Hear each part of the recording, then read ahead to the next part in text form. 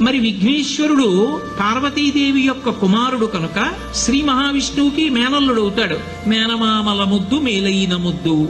ఓసారి ఎందుకో వైకుంఠానికి తీసుకెళ్లాడు, మేనల్లుడు కదూ సంతోషంగా తీసుకెళ్లి అక్కడ సుదర్శన చక్రం పెట్టుకున్నాడు. ఇదేమిటో బాగుందని తీసి తొండంలో కింద పెట్టి మింగేశాడు. అయ్యబాబో ఇది శత్రు సంహారకమైనటువంటి సుదర్శన చక్రం రా, దీన్ని మింగేశాడు పిల్లాడని ఎలా బయటికి తెప్పించాలో అర్థం కాక విష్ణువు మొట్టమొదట ఆ పిల్లాడి ముందు ఇలా చెవులు పట్టుకుని గుంజీలు తీశాడు.